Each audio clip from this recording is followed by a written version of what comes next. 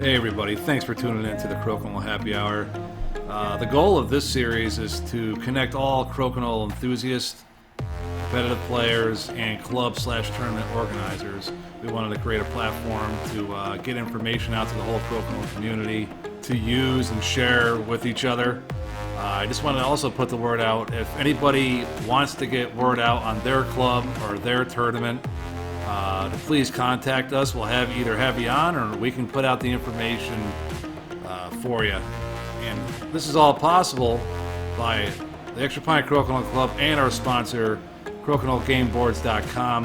You gotta go check them out. Highest quality Crokinole boards and accessories at CrokinoleGameBoards.com. Also check them out on YouTube, Crokinole Game Boards on YouTube. They are always giving back into their Crokinole community, so go and please support them. That's CrokinoleGameBoards.com, built by players for players. Tonight on the Crokinole Happy Hour, we have co-founders of a great Crokinole club located in the city known for their deep dish pizza, Polish sausage, and of course beers. Also home to the team that seems to never, ever cover the spread while I'm betting on their football team. These two guys in a short amount of time developed a great Crokinole club with a great atmosphere. So let's go to the fridge, get that beer, come back and hang out with Daniel V and Adam Z of Windy City Crokinole. All right, welcome to the Crokinole Happy Hour. I want to thank Daniel and Adam from Chicago and the Windy City Crokinole Club. How you doing, guys? How are you, sir? Thanks for having us. Definitely. Same here. Really good to be here. Always good to talk about Crokinole. Great. So I kind of sprung this on you guys last minute, and I just told you guys to go grab something to drink because I forgot to mention that this is a happy hour, and we share what we're drinking with the audiences. So what do you got? Daniel, start with you. Yeah, I'll be happy to. I have a vintage Diet Pepsi here. Oh, okay. It's with the aspartame. They took a sojourn away from the aspartame and then went right back to it. Not a big drinker. I drank too much in my college days, so now I refrain. So it's better for society that I don't drink, so I stick to this stuff. Terrific, man. Yeah. Adam, let's see your fancy cup. What do you got over there? All right. So not a drinker as well, but I'm sporting what is it specifically? Wild Bill's Soda Saloon. You can find them at conventions. You buy the mug and you get unlimited soda. Some really good stuff there. It looked like the biggest Moscow Mule I've ever seen in my life. Is it? That's right. Yeah. Is it copper? It's very coppery. A Moscow Mule will go perfect in that cup. That's for sure. Yeah. Well, I am drinking tonight, boys, and I will be joining you guys, but with a little Conor McGregor's Proper 12 Irish whiskey. So this is to the Windy City Crokinole Club in Chicago. Cheers, Cheers. Boys. So Windy City Crokinole Club in Chicago. Yeah. How did that all get started? Which one of you guys put the seed in each other? Was it both of you guys, or did one guy come up with it and say, "Hey, let's roll with it"?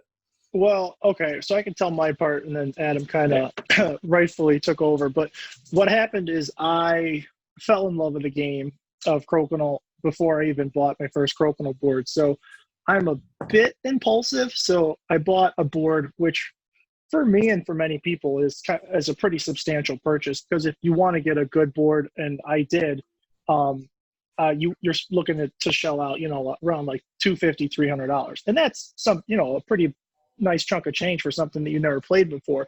But I figured if it's going to be like anything else, if I'm going to try it and give it its fair shot, I want to get one of the better boards, because I thought that you can play on a bad board, have a bad experience, and then really not give it its shake. So I wanted to, when I go for something, I go all in for it, and that's just kind of how I did it. So I bought a Muzzy board and got it. And the first night I played it, I was so terrified. I'm like, oh my God, I hope I like this, because it would suck if I just blew $300.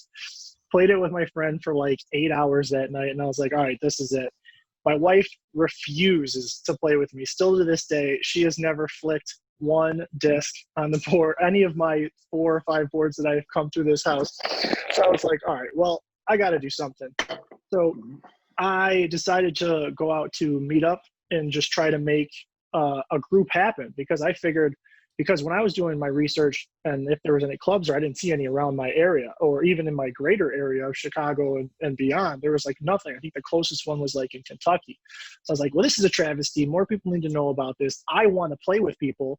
So let me get this started. So I looking all over the place, and I think I came across the Slack channel, which you guys and a bunch of other people were on. And I forget who was it. Was it you or I think it was the other guy. He gave me a BGG list, and then he sorted it by distance for everyone that had a Crokinole board. Yeah, in my that's immediate area. that was Nick Osmore. Yes, lifesaver. Nick Nick is great, and he actually helped me with a bunch of stuff. Did you know he's Totally ranked great 3rd guy. in New Hampshire? Is he know that? really? Yeah. Does he make his own rankings? No, it's like a little joke, because we went in over there to one of his little events, and he got 3rd place, and we got a little bit above him. So we always it's a joke, but anyway, I'm sorry to cut you off. What Nick doesn't tell you is that Nick's only the 3rd. He's only the 3rd person in all of his state that actually plays. Yeah. 3rd out of 3. That's not so bad. So I had the board, I had the will, but I didn't have anybody to play. So with the list, I just emailed everybody and I was just like, if you're interested in coming and playing, I'm going to do this every other week. Let's do it. And it just kind of grew from there. It was great. The first couple of weeks, there's people that barely played it, people that built their own board, and it just kind of grew from there. And then I met Adam, and I'll let Adam jump in for where he kind of steered it into a more serious direction. I'll let him talk about that. All right. So I've actually had a board since 2012. Mayday was actually running imperfect boards. I have a beautiful Starry Night Crokinole board. I hem and hawed. It was Black Friday, and I was like, I don't know. And that one was like $100 shipped. Uh-oh. Look I'm out. losing it. All right. You sure there's pop in that cup? That's right. I have it mounted very squarely on my monitor. So at $100, same situation with you, Dan. It's like, I don't know. It's an imperfect board. Do I really want to pick it up? I chose to pick it up, showed my regular gaming group, and I sold about 7-8 boards after that. I had played casual on a fairly regular basis for the past several years. In 2018, I ended up running my first Crokinole tournament. We have a gaming convention here called Gaming Hoopla. Usually about 700 to 1,000 people attend. It was the first time that I was running an event there. It ended up running, I think, 16, 20 people. So we got introduced to a whole bunch of people that we kind of didn't know that previously played, old friends that knew how to play. And then, honestly, a few months later, my buddy Jim, who Dan ended up contacting through the 25-mile radius, and I always wondered, why didn't I get that email? And I realized that I think I am like 27 miles away from you. Oh, wow. Which is why it never ended up happening. That's funny. I didn't know where to draw the line. Yeah. Yeah. So two more miles, and but Jim ended up telling us about it, and he said, there's people that are playing Crokinole. I said, when is it, and when are we going? And I think it was probably like 2 months of regularly attending.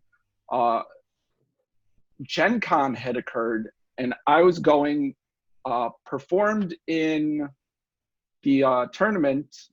Both times I've done the Gen Con tournament, I've actually placed 3rd. And like Nick, huh? Yeah, apparently, yeah. I think 3rd in Gen Con is, maybe a little more impressive than New Hampshire. I'll Just have to ask saying. Nick. Well, you got how many people? How many people were at Gen Con for your third place finish? The competitive Gen Con tournament was over 50 people, and they had like 50 casual people as well in another tournament. Nice. Yep. Yeah. So, how many boards do you guys have between the two of you? Okay. Well, so I bought the Muzzy. I found it to be not up to my personal standards, but I think it's a good board and a good board for a lot of people. And I think that's really highly built. I just wanted so my store. I wanted the Willard board because I read from my research. I read that was the best. I actually was in the market to buy a board the month after he retired the first time. So I was like, this sucks. There's none on the secondary market. You get a Willard, nobody sells it. So I was like, all right, well, I'm just out of luck. And then it was just when Tracy started making his boards. And he hadn't had his track record that he has now. I mean, now he's huge. I mean, he's Mr. Crokinole now, but, well, not the real Mr. Crokinole, but Mr. Crokinole But so I was like, I don't know. Then I read this post that compared the two, and I learned that he apprenticed with Willard and lives right down the street. I'm like, well, it's the best I can do. So I bought his board, and then I became friendly with Jeremy, and he actually told me that Willard had a couple of boards here and there. So then I was able to get a Willard from him, which I was so happy about. So finally, after a year of trying to get his board, I got his. So I have the Tracy, I have the Willard, and then as a club, 4 of us went in on a 5-hole board because Jeremy actually came down and when he was going somewhere else, he came stopped by us, and we had a night of Crokinole, and we picked up a couple of boards from him, including the 5-hole board. I want to get back to that 5-hole board because we got one here, and Nick's got one out there in New Hampshire. But your story is like almost exactly how I got my first, Willard / Tracy board.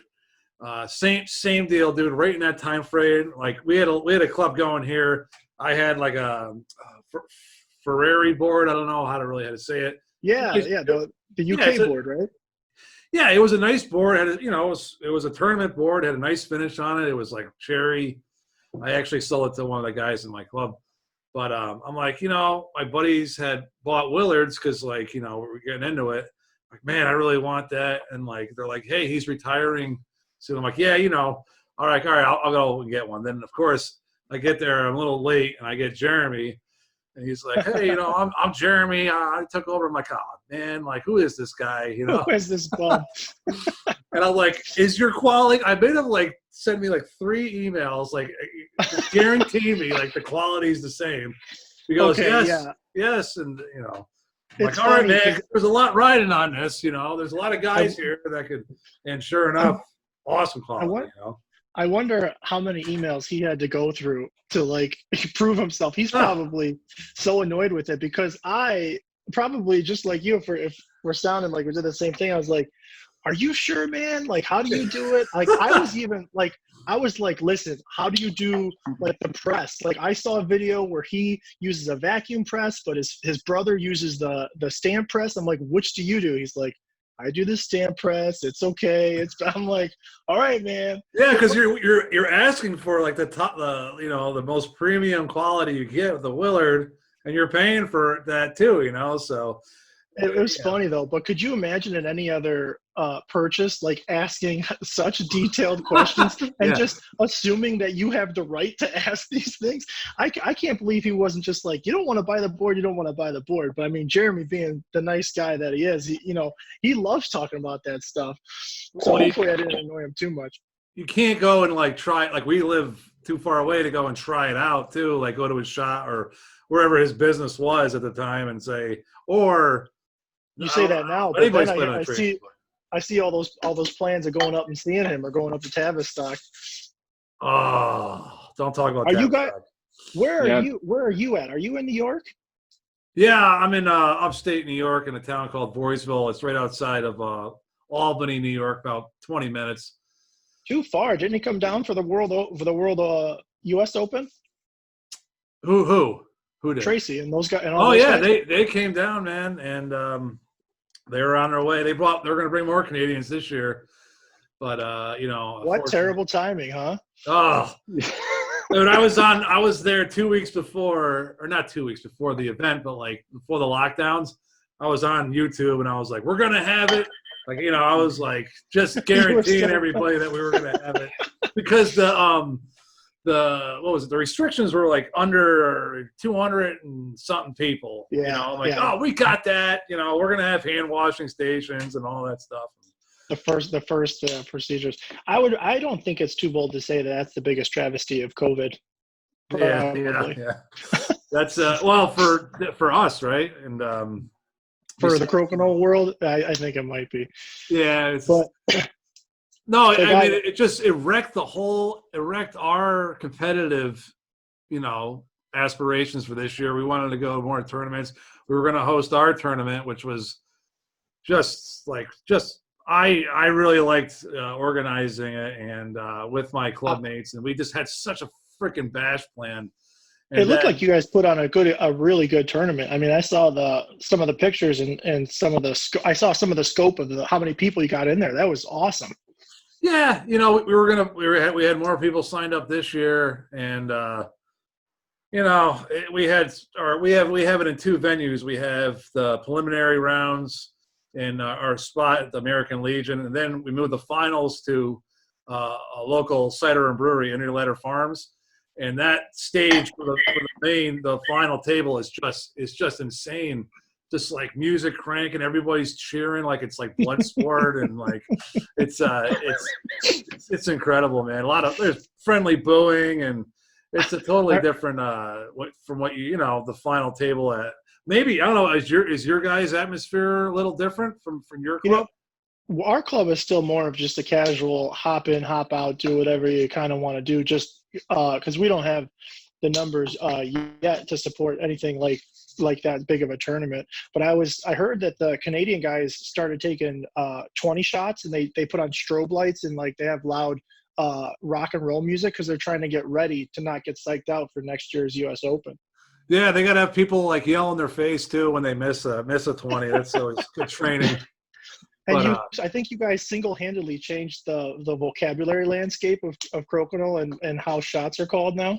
Oh, yeah, it's an experience. That's why you guys got to try to make it next year. You know, I was hoping to see either one of you guys or both of you as a team to come, but I know it's super far for a Crokinole tournament to go. It's big. I thought I was going to make it to Tavistock. There was definitely discussion this year. Oh yeah, yeah. We were thinking of. I think a couple of us would have trickled out to Tavistock at least.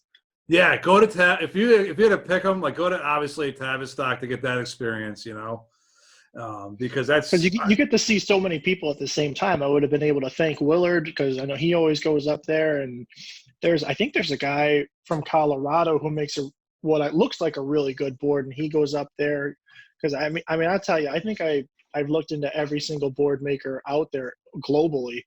I think I know the TV Winsome series board, the Ferrari board that you had. I mean, there's a bunch out there. Yeah, and just everybody would be there all at the same time. It'd be insane. Yeah, it's quite an experience. I mean, Adam, were you thinking about heading up to Tavistock this year as well?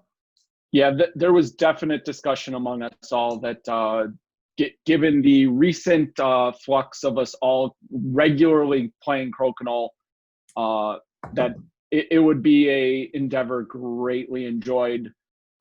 We had several tournaments lined up over here. I had that gaming hoopla one, a few other local tournaments, and that kind of all ended up going by the wayside once the pandemic kind of hit.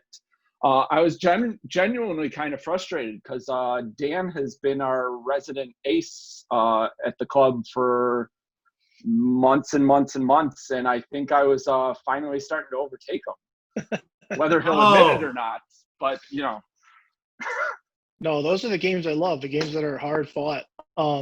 You'll be happy to know that I haven't picked up the board since this whole thing happened. Like I told you, my wife refuses to play with me. So I'll be rusty. Go ahead, Adam. I'm sorry. I played very minimally. One of the times on Slack, Ian was playing. So I actually played Ian from the UK, and I played Thomas, who I believe he also ends up playing with. But that's kind of the extent of my crokinoling.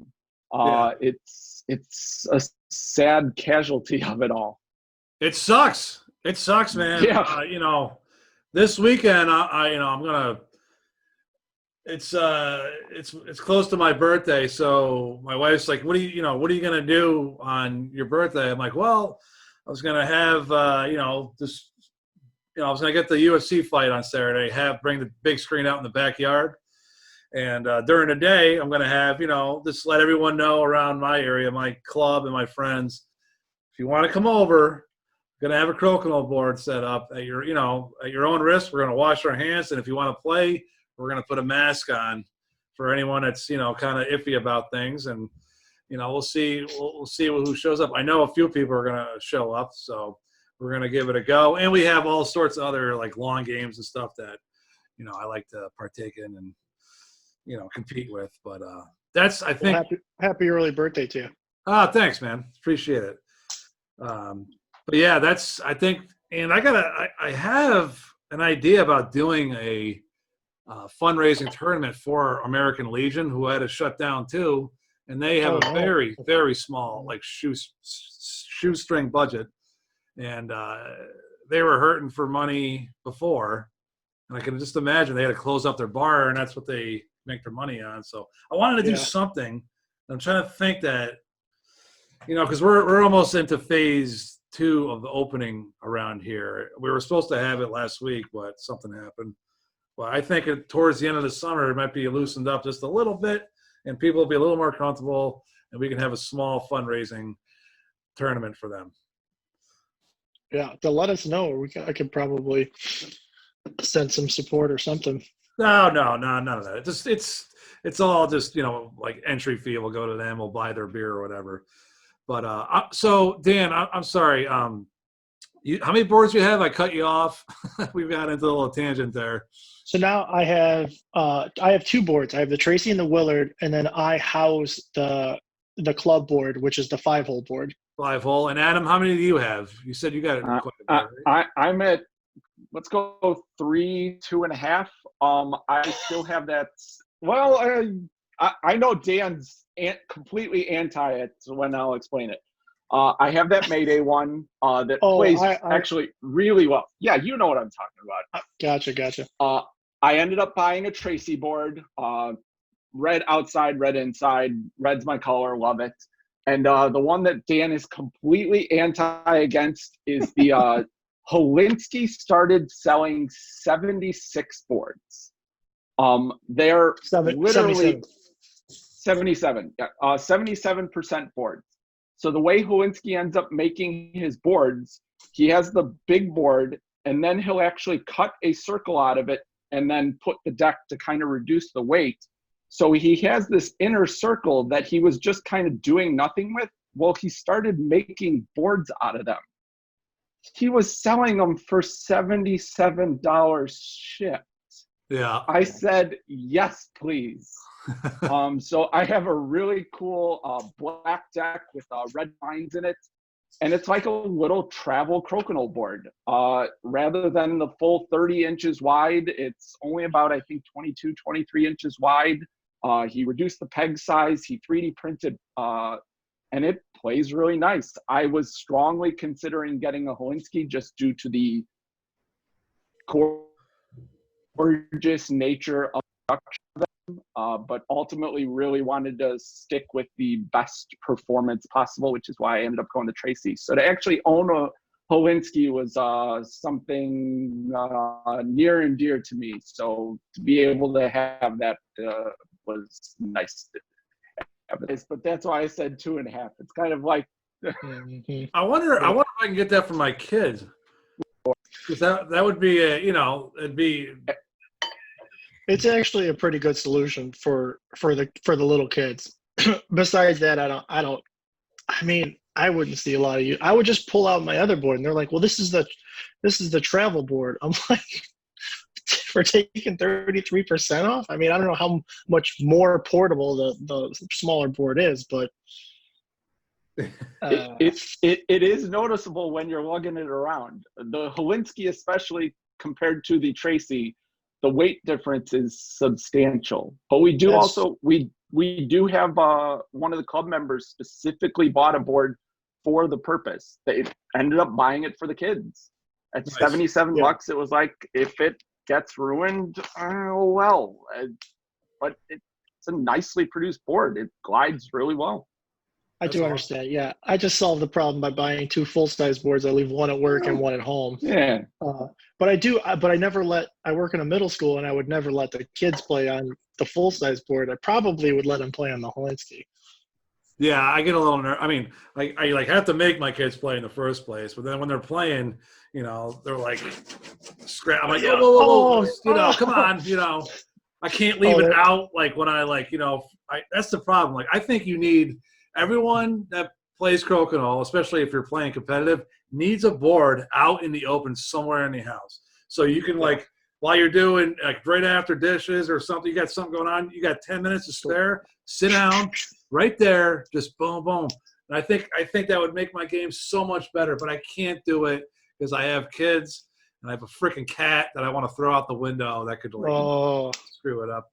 But well, are you in like an outdoor shed or something right now? Yeah, I'm in the shed that our club started in at my it's like 40 feet away from the house.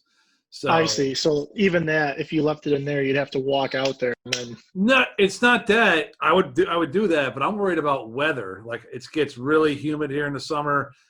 Yeah. Not as cold as Chicago, but like really cold. And I don't want any temperature. I always keep it in like my room underneath my bed where I know temperature controlled, nothing's gonna get at it. I'm like weird like that, like very anal about where I store the board. No. Yeah, I probably am more so. I mean, I didn't want to leave them on the ground. Got a couple of wall hangers that Willard was gracious enough to make a couple for me. I guess he used to do that back in the day, and it almost seems like he kind of like semi came out of retirement because it looks like his website's back up. Did you see that? No. Is he making boards? It seems that like that. I haven't emailed him in a while, but. I always I have the Crokinole notification on for my from my board game Geek account, and I saw someone post on there like, "Are these boards any good?" And it was like, I clicked on it, and it was Willard's page, which was down when I was trying to buy a board. So it looks like he is back in business. Maybe with the surge that happened with the shut up and sit down video that caused, and then. Heavy Cardboard did one with Tracy. I mean, Tracy has been out there and spreading the word like crazy, and it's just been a boon for him in the sport in general. Yeah, it's fun to watch, isn't it? And hopefully we get more people playing. Is this what a hipster feels like? Can I tell people I liked it before it was cool? Yeah. But the hipster thing, I don't know. You made him speechless, Dan. Well done. No, yeah, I wouldn't even say that. I mean, the great thing about Crokinole is just everybody that I play Crokinole with just wants other people to play Crokinole with. That's all that anybody ever cares about. That's how the game's like magical almost, because how much it brings people together like I'd never seen before, and it's so simple of a game. Yeah, it's so complex at the same time. But that's the craziest thing I think about Crokinole, because I was trying to compare it to like what other activity is like this, and I don't know. Like people were like swearing up and down like shuffleboard is like, but I just couldn't get into it. But Crokinole, for whatever reason, just got its hooks in me, and I think it just does that more than any other game I've ever seen. It's so simple. It's like dead simple, but like. Once you sit down and you see someone do a shot on purpose and you're like, wait a minute, and you realize there's this whole other level that you can get to.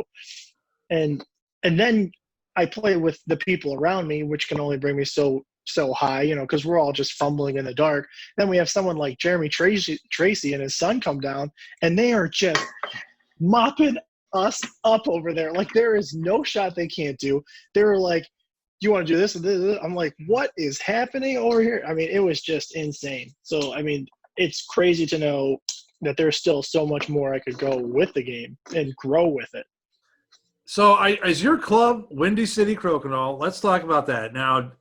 Before this, this pandemic hit, where were you guys meeting, and how often were you meeting? So, go ahead, Adam. I feel like I talked too much. Yeah. Go ahead, you can tell. So it's in Downers Grove, Illinois. It's called Altar Brewing. Every 2 weeks, we ended up meeting there. Generally, they gave us kind of upstairs area of it gave us a good solid area to house usually about 6-7 boards. We had about 6-7 boards. We'd bring dexterity games if we didn't have enough other boards for everybody to play, but generally speaking, we usually ranged anywhere from about 15 upwards to like 30-35 people on any given day. From running tournaments, we kind of brought in some new people that we hadn't seen before that kind of became regulars. There's the people that kind of come every single week, and then there's the people that come on a somewhat regular basis. And every single time, it's just always really enjoying. It's immensely enjoyable to just be able to sit and play a game, have a conversation, whether it be casual, competitive, in any scenario, you're just having a good time. Yeah, those are great numbers, by the way. And it sounds like the atmosphere you guys put on too is very conducive to running a great club too, like that. I always felt that way. That just like my buddies will come over and play in this shed, beers, music, that type of atmosphere that transcended into our club atmosphere, and that a lot of people enjoy that, I think.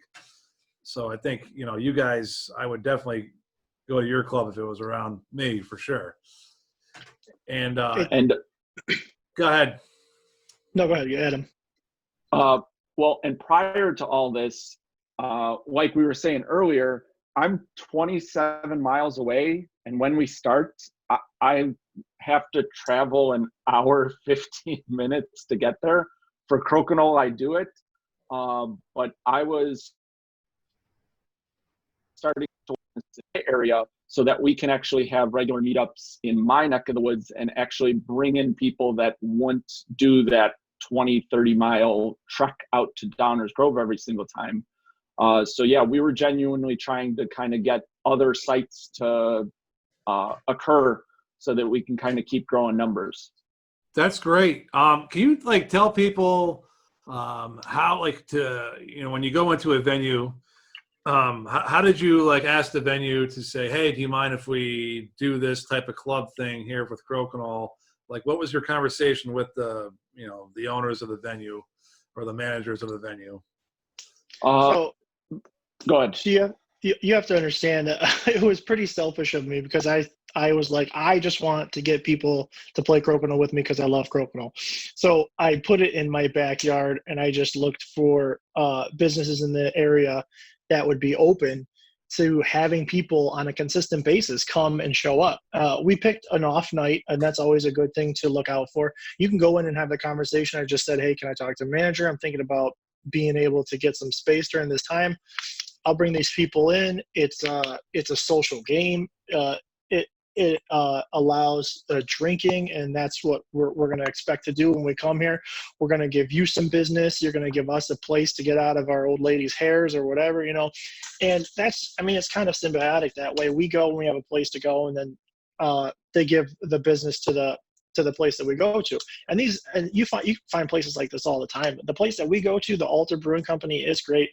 They're a great staff, and they're a great little microbrewery, and they just kind of make their own drafts. So they have a lot of different stuff there, and it's really kind of neat. But places like this are all over the place.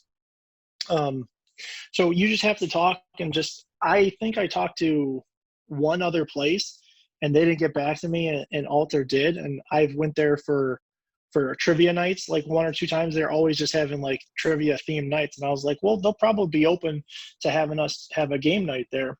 And they had some like small games in there too. So, you know, there was already signs there that they would probably be open to the idea. I just had a conversation, and it wasn't like a big deal. So, I mean, I say it doesn't hurt to ask. That's awesome, man. Yeah, that's exactly how I would do it as well. What about you, Adam? What about your spot?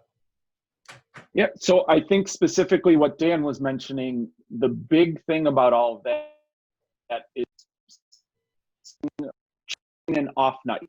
Proposing to a restaurant or a brewery on a Friday night and say, hey, can we have some space? They'd say, yeah, go pound sand. But if you're bringing in 15, 20 people every single time you hold an event on a night that they're not normally bringing people in, they're glad to get your business. So there's, prior to all of it, there were definitely a few places up here that were more than willing to have something like that set up because they knew they'd consistently have business. Yeah, that's what I want to let people know that are watching this, that are thinking about starting a club up. It's that simple. You have to like go and find a spot that would be beneficial for, you know, the venue and you guys, you know. So it's just, yeah, like Daniel said, it doesn't hurt to ask and have some sort of a game plan. But it's also like I think a lot of businesses are very welcome to that because they don't have to provide anything except for tables, really, right? So, and they were already there. We kind of just do our own thing. They had an upstairs loft, and just kind of just started heading up there every time.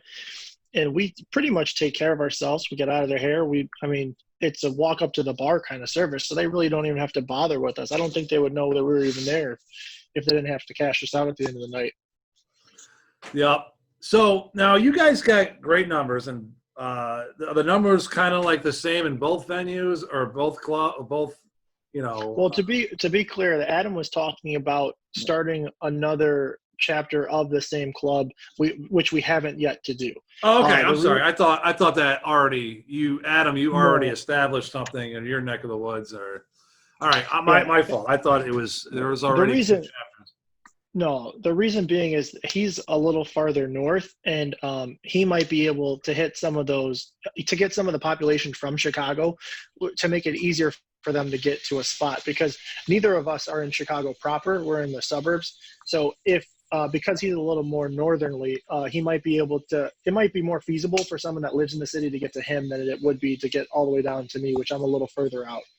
I have a couple second cousins that live in the city, and I wanted to get with you guys before too, because they got aboard. Like one of them got married, and my second cousin that's in this club is first cousins with them, and he got them a Tracy board for their wedding. So always a beautiful purchase. That's a nice wedding gift right there. Oh yeah, and so I definitely, I gotta get, I'll definitely let them know after this. Go look you guys up when everything gets back up and running. But with the numbers that you had in that one spot, could you guys consider like having a competitive league to start sharpening up the competitive spirit in the club so you can get battle tested a little bit? I think we can. I don't know how many of our guys would be up for that, because it's funny. I like playing singles. A lot of our population likes to play doubles and likes to get into the 5-hole board because they're there for more of a social aspect of the game. I don't think a lot of our guys at this moment have really tapped into like the competitive singles. But I mean, there is competitive doubles. It's tough because I think we'll have to grow it enough to have to say, okay, this week outside of the normal night, we're going to have a tournament. Because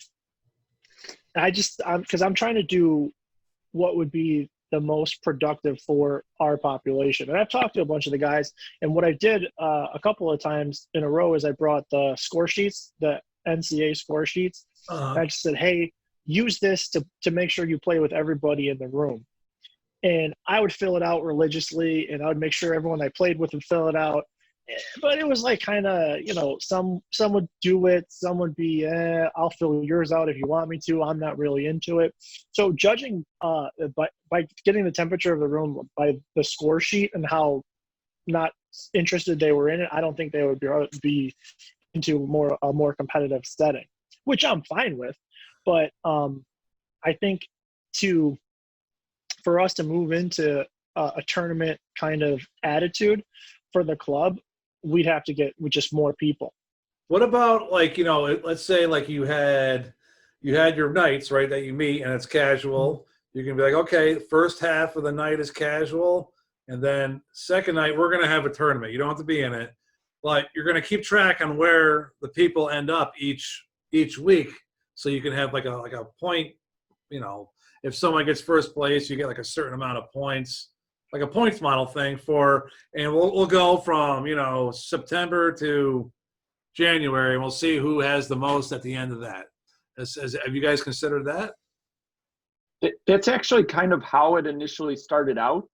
The problem with it was that I'm sure even with your club, there's tiers of people as to the level of competitiveness and how good they are at the game.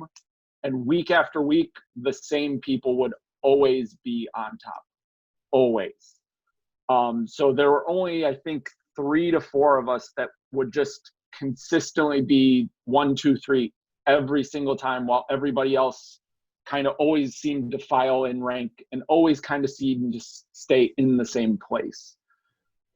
So I don't feel like it necessarily improved anybody's gameplay or made people more interested in participating in something like that. They kind of knew where they were on the ladder. That's why we're a doubles club for that reason, because we have our leagues and it's a doubles league, and we split the field into 2. We go A players, B players. B players are those people that you were saying that are just somewhat casual. They're always they're not really experienced. They're kind of gun shy a little bit. A players, more experienced. The A players will never be partners with each other. We split it right down the middle, and you'll always have, and then an A player will always be partnered with the B player. And that melded a lot of people. That got people, like, I know guys that were in our first league that were B players, first or second league that were B players. Now, because they were kind of unsure. Now some of those guys are like top, like 8 guys in my club. Like they're nasty. You know what I mean? It gives people a little crutch to lean on, and it's fun. You know what I mean? Especially when you have a partner, you can lean on another guy more than another yourself. And that's why I think everyone likes playing over here, is because it's a doubles. We have singles tournaments, stuff like that. Don't get me wrong. But for the league, I think that brings in people. It makes more people a little more comfortable. Yeah, that's. Go ahead, Adam. I know for us, I know our main goal was to just bring generally as much people into Crokinole as possible. And I feel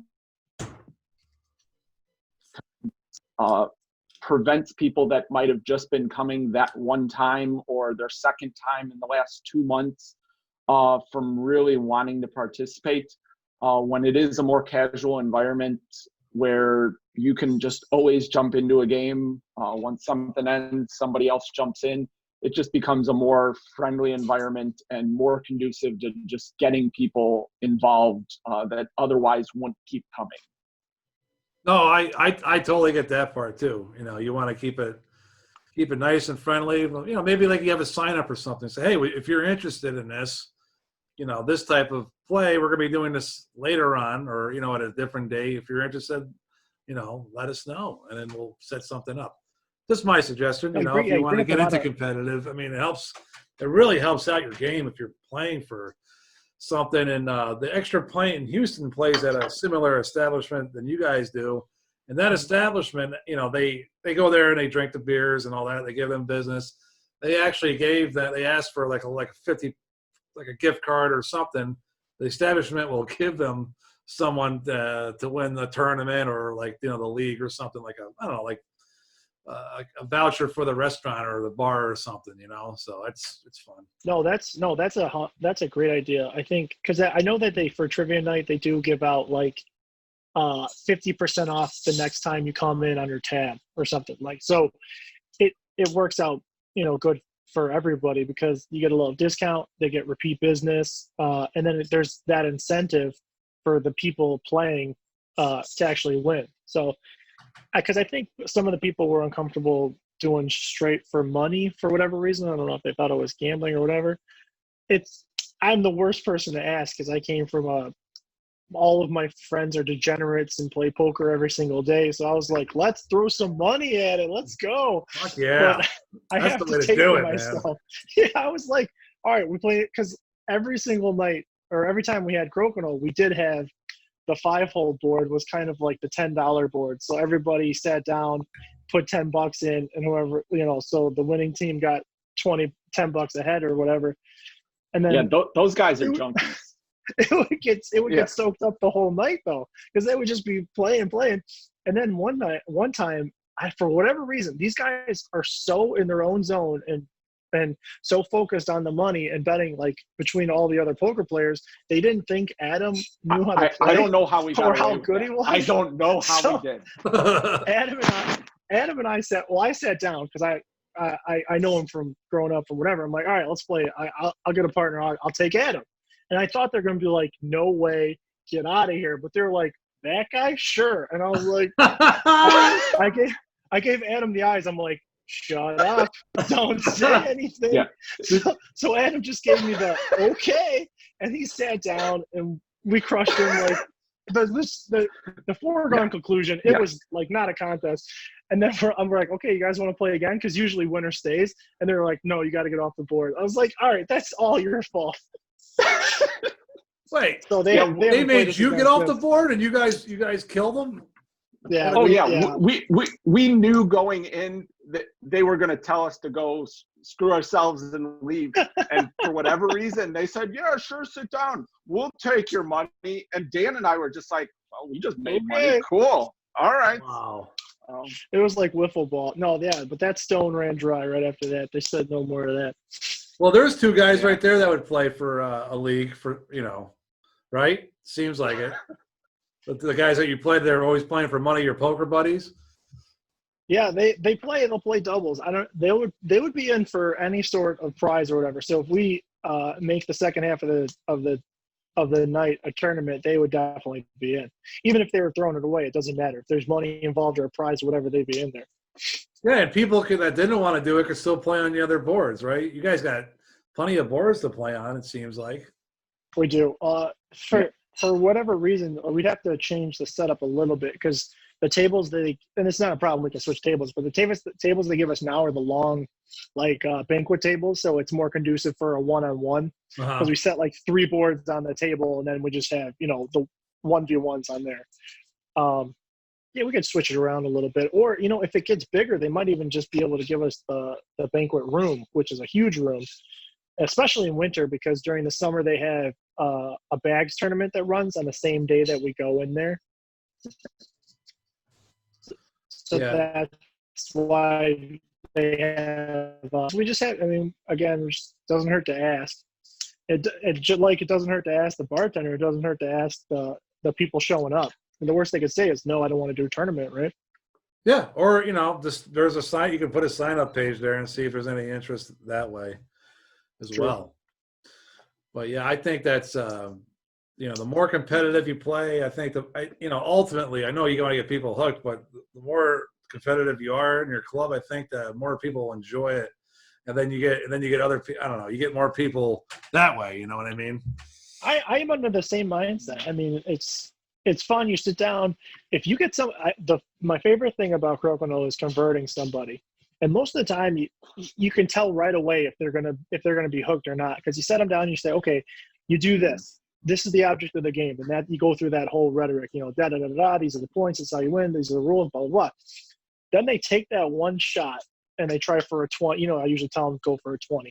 If they sink that 20 and their eyes light up, it's like, okay, this guy's hooked. They're right? done for life. And then you show them how to get like a rebound or like or a double or something. You show them another little trick, and they're like, okay, I have to figure this out. I have to dive into there. Then that guy's in there. But it's a numbers game. So you gotta show it to a lot of people until you get that sweet core number of people that will come back and that all want to do competitive. Because I want to get better, and playing with people that are kind of just humming and hawing and just playing for the fun of it. It's different than if someone is playing for the competitive nature of it. I agree. So it's something I would like to see happen, and we'll see how it goes. Yeah, iron sharpens iron, man. It's just I don't know. I like playing casually too, just people teaching people. But then I want to play after I do a couple of games of that. I want to get some of the guys in my club that I know that are really, and I want to play a game of Crokinole. You know what I mean? You have to get like after you teach a game, you have to get that the palate cleanser of like a good hard fought game, where it's like. It just makes you a better player because, like, it just like there's leaves that you're gonna have to make that if you have an easy leave, like a newer player probably won't make it, and that. But if you're playing against someone that will know they can take, convert a 20 or like easily take you out, like you got to think of a different way to get to the most difficult shot, and then you're putting yourself in a situation to make a difficult shot, and that just makes you better every time. Yeah, Dan for quite some time was my nemesis. Every single time I would handle most people fairly well. I was winning regularly, and I just could not beat Dan the game that we played week in, week out. Every single time. And I think it got to the point where it was like prior to playing the game, I knew it was in my head. It's like, I haven't beat Dan. I can't beat Dan. And I knew I was always better than when I knew I was always a better player playing Dan, but I always just did not put as good of a performance upon playing it. But I know like 2 months prior to all this stuff going on, I think like we found ourselves playing more and more together just because we knew we brought more competitive and brought better play out amongst us. Yeah. Yeah. It definitely does, and it just builds your game up like to other levels that you probably didn't even think you could get to be honest with you. Yeah, because it's like if you play or you find that level of competitiveness where it's not just a casual game, like that you have to make every shot count. And when you play a game like that, those are my favorite games. And it's funny that it's the same game. Like is there another game you can compare it to where you can play it casually and then I don't know. Like when I played poker, it was like you play poker with your family, it's like whatever. You're not even thinking about it. You just do whatever you want. But then if you go to the casino, it's still poker, but that's a whole different thing. And it's kind of like that on the board. No, that's true. Very true. And then what did you have something to say about the 5-hole? Did you want to get into that? Yeah, I wanted to get into 5-hole for sure. For people who don't know, the 5-hole board is standard Crokinole board. There's a 20 in the center, just like a regular board. That is worth 20 points in the positive. However, in every quadrant in the 10 in front of you, there are black holes or a different color hole. And if you get your disc in that hole or an opponent's disc, it's -10. So the drunken math that goes into playing a regular game of Crokinole just gets like to advanced calculus very fast. Because unless because you're trying to like, okay, I'm up at 20 or they're up at 20, but I can send them back 10 points, and they can't get that 10 points back because it comes off the board just like it would if it sunk in the 20 hole. But yeah, so do you guys enjoy playing that? So I definitely think it brought our club probably about like 2 months of play to actually get to where you were even talking about. I felt the novelty of going, ooh, -10, caught too many people. It was certainly not always the most opportune shot, an exchange of points. But the possibility of giving somebody minus was, I feel, the always ongoing thing that you had to do.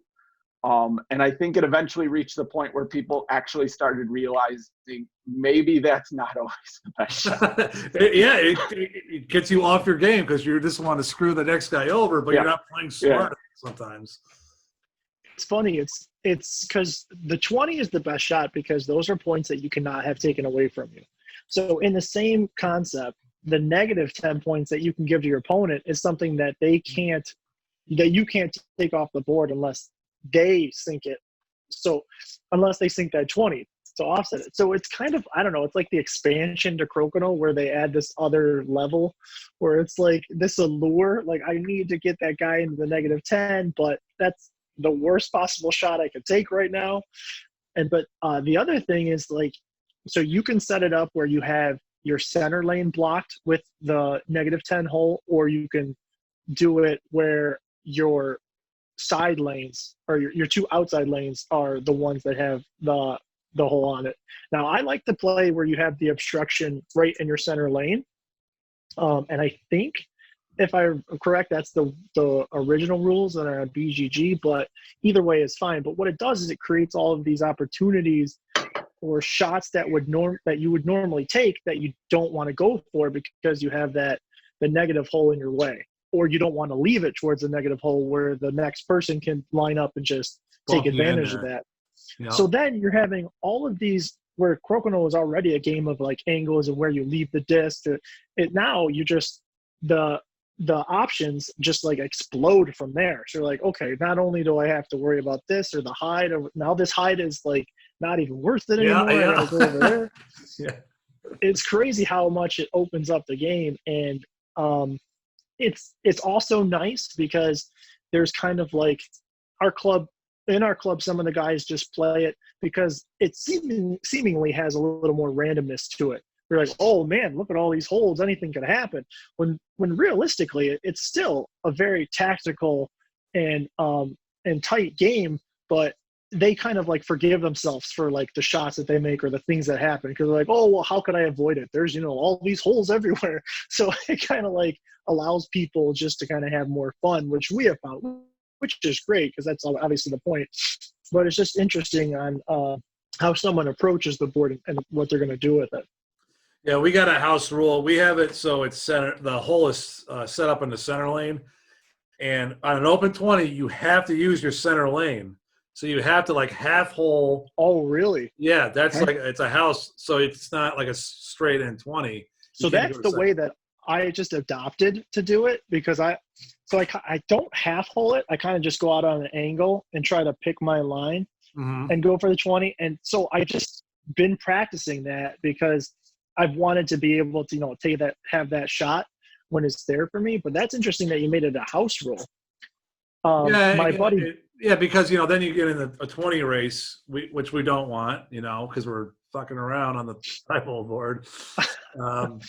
So everyone jumping out to the side. When you make a 20, a straight 20, it's that much more worth it, and you earn that one for sure because you have to go over a hole to get into another hole. So it's fun, and we actually end up playing with cues too on the 5-hole board. That's on the 5-hole. Oh man. Yeah, so we have like 4 cues here. We don't have any cues in our just that we have to get into. It's different. Go ahead, Adam. I've been meaning to actually contact Tracy, and there's several other buttons and stuff that I want, and the cues are something that I was definitely wanting to explore. And I want more of the 20 holders. With the tournament running, they are immensely helpful to have. Definitely. Oh, Adam, I forgot to show you something. Hold on. Yeah, the cues, they're fun to play with 1 or 2 games a night, and then you're like, okay, let's go fingers, but it's definitely, you definitely should try give it a shot because it's fun. It's fun for people that might have a handicap or something, with arthritis or, whatever. It's easier for them to use the cues as well. So, from interviews, go ahead, Dan. Okay, so I got these as my storage solution now. Crokinole Canada that guy is selling these on there, and I think that's just like they're actually like spice containers or something, but it holds your discs, and then you can use it as an ad hoc 20 holder if you want afterwards, because they just pop off, and if you put these on the board, then you can just use these as 20 holders. So Nice. I can use some of these if you want. So we were discussing, Dan, earlier that you're not on Facebook, and this is where you're missing out on Facebook, because it was definitely all the rage like 2 months ago. Am I 2 months behind already? Oh, yeah, man. Well, yeah. Because I feel like you tackle most of the Crokinole questions on Board Game Geek, and I'm usually tackling a whole bunch of questions on National Crokinole Association's Facebook page. So we got them both covered. Yeah. But no, the tubes were definitely of interest to me, because they're just plastic bags. There's elegant. I agree. What are you, monsters? Yeah, I liked, man, for 20 holders, I like the ones you put on the rail, right? The plastic ones. I like them. I also like taking it, and we usually have a jar or glass and making that sound when you get that 20. But then we have people that we call dumpers in the club, and you definitely can't do this in a tournament, but if, let's say, red's up 2, white's, or it's 1-1, red and white, red gets in, basically, so red's up 1, like the guy would take it, dump it, and just leave 1 in there. I don't know how I feel about that, even though it doesn't harm a thing, but like, I don't know. I don't like when people. So you're saying his last shot is an open 20, and then he just dumps the 20 holder onto the board? What? Into the ditch. So like he or whoever on the team knows like what because the 20s are, if the 20s are even, you're basically, there's nothing in there, right? So right. Like whoever many 20s the one color's up, they'll just dump that and keep that in there. And I don't agree with that. But I like throwing them all into a jar and like filling up the whole like mason jar or something if a good game's going on. So you're saying every time that they even on the 20s, they just take them both, so it's just still 0-0 or 1-1? Yeah. So if you and I went at it, and then like, I don't know, like let's say we both made it in, and I decide the guy will come and just dump. There's a couple of dumpers in my club, and I give them some shit for it. We do employ that, but we employ it for the 5-hole to make math easier. Yeah. So like that's usually the only way we do it. Otherwise, we want to keep score of the 20s because we use it for the tiebreaker, for keeping score or whatever. So we try to keep them until the end. Yeah, that's why in our tournaments we don't allow that at all. But But I agree with you, Jason, that the people that are doing the dumping, absolute heathens. No dumpers. No dumpers. No dumpers. No dumping allowed. I mean, if there's signs posted. And then you get an argument with the guys or whatever. It's like, Jesus, dude, just play the game. And because it is kind of annoying if you have a vessel like this and it's like filled to halfway with disc, and you're like, all right, I think red's up. It slows the game down a little bit, but that's all the fun, Hey man, that's not in a tournament though. No, everything has to be on the up and up. The other thing I wanted to ask you is on the 5-hole board is my buddy Boone is adamant that in situations where it would normally not be a valid shot, he thinks that if it's at the shooter's disadvantage, that it should be counted. Because for as he sat down on the 5-hole board and he was like, this is the punishment board. Like that was his mode of thinking. He was like, all right. So there was a couple of situations where he would forget that there was the opponent color on the board. So he wasn't open, but he took a 20 shot. And for whatever reason, it actually got into the -10 spot because he was going for the block. He was going for the spot that was blocked. So, and I told him, I was like, okay, that's out. It's a invalid shot. But he's like, no, that should count. That should be -10. So how do you play it? And do you just take it out like it's not a valid shot? Or like, say for instance, like you are going for the opponent color because it's on the board, but you hit a bad bounce or something and it does go into the negative spot. What would you do, or has that come up in your club? It's a penalty. It's as simple So as that. You so did. you take it for the negative? Yeah, yeah. He didn't hit the other guy's disc, right? Well, I'm saying, but yeah. So, but legally, it's an invalid shot, right? Yeah, yeah. So the invalid shot would count for the negative if it bounces into the negative. Absolutely, because like Okay. it's this like the holes don't exist until they exist type of deal. You know what I mean? You're playing regular crokinole until the holes come into play. This is a Schrodinger's hole. Is that what it is? Oh yeah. Schrodinger. You made the hole appear. No, All right, it's well, I would count that disappointed. as a penalty for the shooter if he got it into the 10 and before Well, he hit it. because I don't like your answer, I'm probably going to still have to ask Jeremy. Okay. He's Well, like, Yeah. no offense to you, no offense to you. No, I just, listen. I just always like to be right. So I just want to let me just make sure I'm getting it clear, right? It's it's my shot. I have to hit your disc, right? Are you where are you in the 15 or something? Well, it could basically be anywhere, but let's say that you're going to make contact with my disc. Okay. And through you shot it off, or it bounced on a peg or whatever, it goes errant and it doesn't touch my disc at all, and at the end result is your shooter ends up in the -10. Yep, my disc is then worth -10 points. Then that's the whole point of the board. But it is okay. I understand that line of thinking, but I would like to hear. Maybe we should make it a poll. Make it a poll. On the that's the fun of the board, though. That's what you're risking. You're risking maneuvering around a hole, and there's pitfalls, right? It's crazy. It's a crazy game, and I hear you, but I am a man bound by rules. Right. But Well, maybe you should write some rules. Maybe make an unofficial Windy City Crokinole 5-hole guide. Yeah, we'll have to say which variant we're playing before you sit down, because you can't just have all in the middle play. Oh, you're playing, that the faulty ones are good if it's to your disadvantage or not. So we usually, Boone said, my buddy Boone, he's like, every time I play, I'm playing a variant where it counts. And I said, every time I play, I'm playing if it's an illegal shot, it comes off. So and Dan and I were always on the same page with that, because I feel the fundamental crokinole rules say that the two main rules are it's in a clear board, you have to get it in the 15, otherwise it's an invalid shot, or you have to hit an opponent, or it's an invalid shot. Yeah, that was the other scenario. He was open, and he was trying to go through the obstructed lane with the hole, and he got it in the hole instead of inside the hog line. So I said, well, that actually comes out too. And he's like, no, that should be a negative. So I'll have to put both scenarios up there and see what the guys say.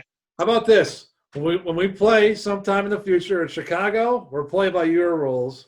And then when you play over here in New York, you're playing by my rules.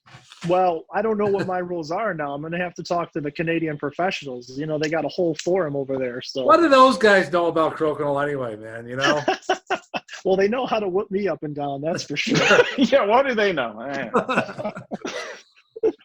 No, but I just think if there's a spot where your disc can hurt you on the board and it ends up there, no matter how it ends up there, it hurts you or your opponent. It's interesting because then it tells me a little bit about how you see the board. So you see the board as a lot of a risk, and I see the board as a lot of opportunity for me to be able to take more creative and devastating shots, because I think there's a lot more opportunity for me to hit my opponent into the negative, where you are kind of seeing it, unless I'm wrong, seeing it as a lot more opportunity for you to make an error, right or no? Well, yeah. I mean, I want to win the game, so I have to assess different situations.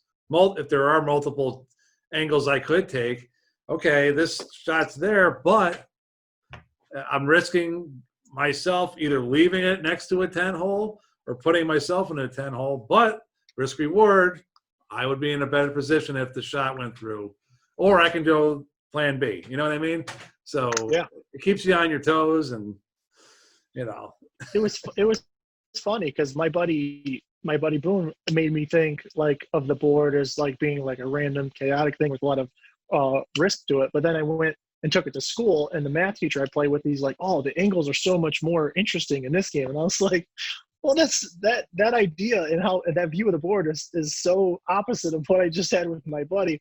It just made me think there's like two different, very opposing ideas of the board, which I think is interesting.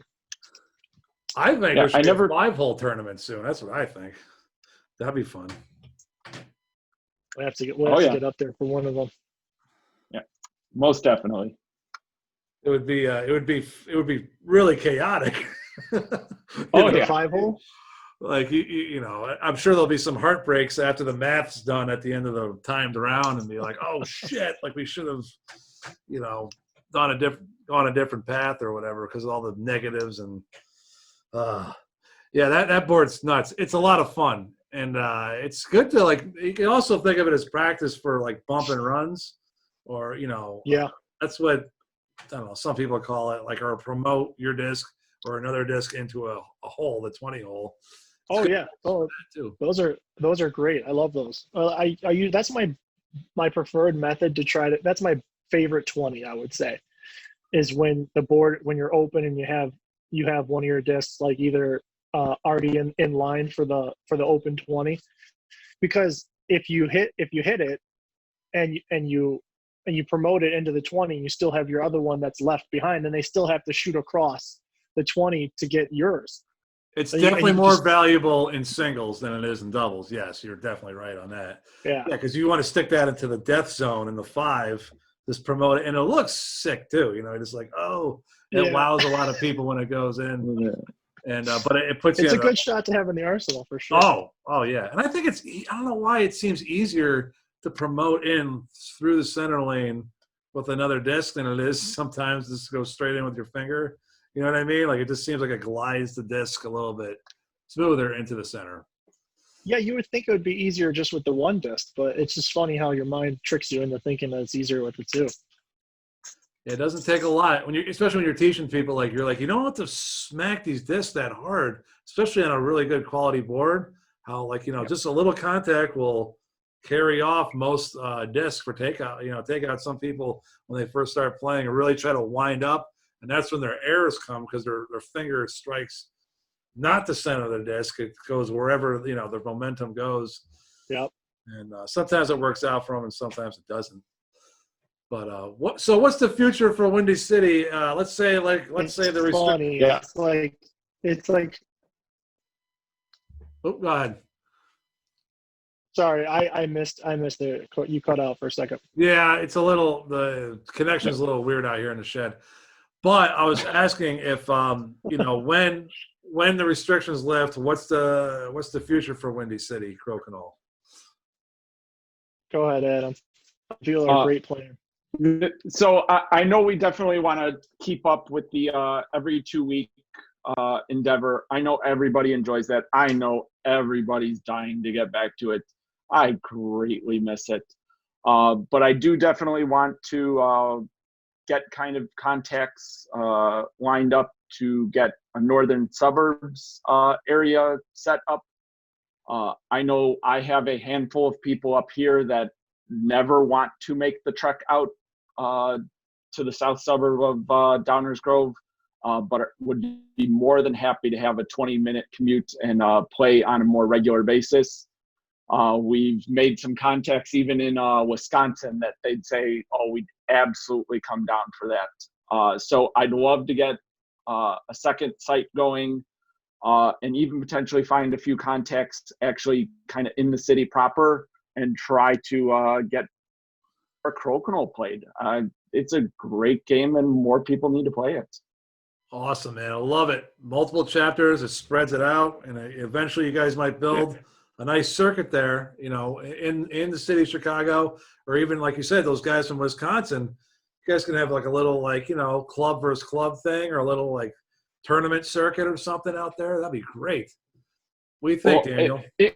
Interesting you actually brought it up because the first few times that all us Northsiders ended up going to the South, I do feel that level of competition occurred. The Northsiders were playing the Southsiders to kind of determine who are the better Crokinolers. It was actually really fun to see that. Dude, that's what. Yeah. Dude, here we go again. Competitive crokinole, right? Oh yeah. Just naturally happens. So, and it adds that little element of fun. So, incorporating that into your club is a great idea, I think. And by the way, Dan, the North Siders were better. All right. Well, Just saying. You're certainly better looking. That's They're going to be like the Cubs versus the White Sox. Is that going to be a thing? Yeah. We're gonna fight for the silliest inner city rivalry ever. Yeah, that's right. I would love it. I would love to see that. The thing that I was gonna say is it's gonna be great to open back up. We've been shelter in place or low access to social events at all, and I'm hoping it's just going to be this boom. Like, I'm always so optimistic. I'm like, everyone's going to want to play crokinole. We're going to be packed to the max. But it is great, and the guys that we hang out with are just, you can't ask for better guys. Every single one of them is an ambassador. It's how this sport and this game kind of takes over, and it's kind of like a healthy infection where it's like you play it and you want to tell everybody I brought my friends, and then Adam brought his friends, and then we meet one new guy, and he's bringing all of his friends, and it just expands exponentially that way. I saw on Reddit one of our members was saying he answered a crokinole question. And he's like, "Hey, do you ever?" And then the other guy responded, he's like, "Do you ever play?" He's like, "We have a club. We play every other Monday." He's like, "When this ban gets lifted, I'll be there." So it's funny how just everybody just wants to spread it, because it's it's kind of crazy that not more people know about it. I think there's a big boom coming in America. If it hasn't happened already, you know what I mean? So yeah, I don't know. It's like the perfect storm for all the circumstances for this game to like really kind of start to take off, which is great for me, or for us actually. I keep going back because I just wanted more people to play with. That's why this whole thing started. No, that's the same reason here too, man. Like, we all like to hanging out with each other. Then this game, like, really, like it forged like, other than crokinole, like it forged like personal relationships, friendships, business relationships. Guys, new guy. I never met this guy before, but he can help me out with it. Like, there was so many other things that went along around the table, like out of the club. It was great. It's a great thing, And look at us now. We're talking. I met you great guys over this great game. I haven't met you personally yet, but I can't wait to go and play with you guys at some point, and I know we're going to make that happen. So I just wanted to thank both you guys for coming on tonight. That's Daniel, Adam from Windy City Crokinole in Chicago. I'm going to leave your guys' information in the description, and they're going to know in the intro of this video too. So guys, thank you so much, and everybody watching, get in contact with these guys. They'll set you up if you're in the Chicago area. Cheers.